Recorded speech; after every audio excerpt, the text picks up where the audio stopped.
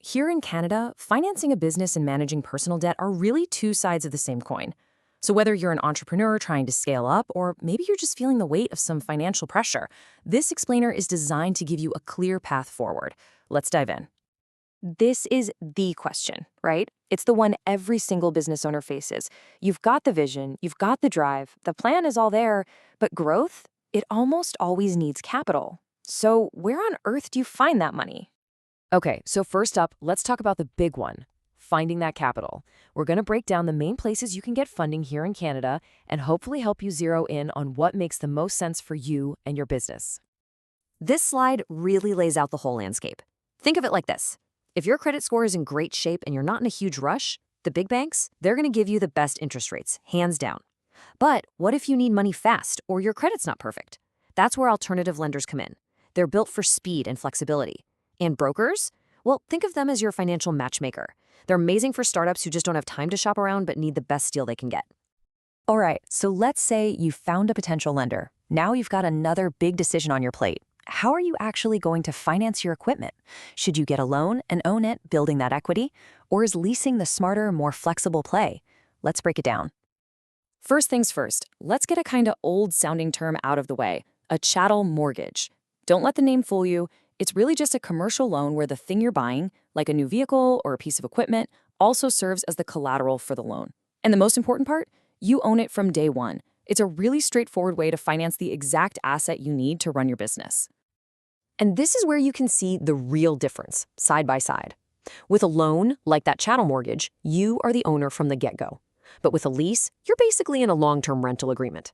The lender keeps ownership, and when your term is up, you get choices. You can return the gear, you can buy it out, or you can start a new lease, maybe with an upgraded model. Now, even within leasing, you've got a couple of flavors. A finance lease is kind of like a long-term rental where you handle the maintenance, and at the end, you have the option to buy it. This is great for a core piece of machinery you know you'll want to keep. Then there's the operating lease. It's shorter and all about flexibility. This is perfect for tech, like a fleet of laptops you know you're going to want to upgrade in a couple of years anyway.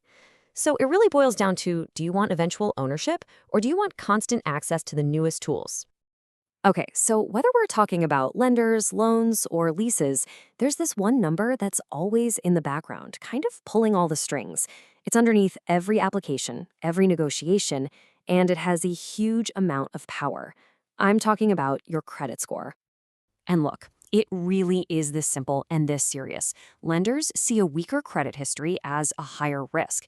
And to make up for that risk, they charge higher interest rates. That means a lower score directly translates into you paying more money to borrow, which hits your bottom line right from the very beginning.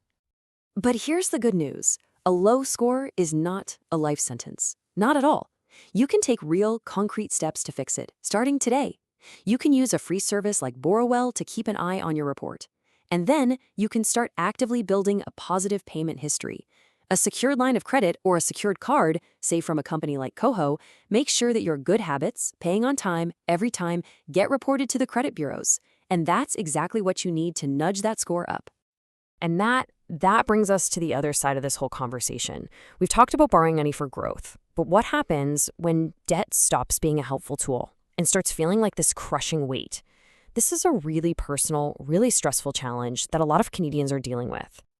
I mean, just listen to this quote from a real person on Reddit. It captures that feeling perfectly. That terror, feeling like you're trapped, the sense that there are just no good options left. It's a really powerful reminder of the human side of all this. But here's the thing. Bankruptcy is not the only option. There's something called a consumer proposal. It's a formal, government-regulated process where you work with a professional to make a deal with your creditors to repay a portion of what you owe over time. It offers a structured, clear path out of debt. So how do lenders actually see these two things on your report? A consumer proposal gives you what's called an R7 rating. Bankruptcy is an R9, which is the lowest score you can get.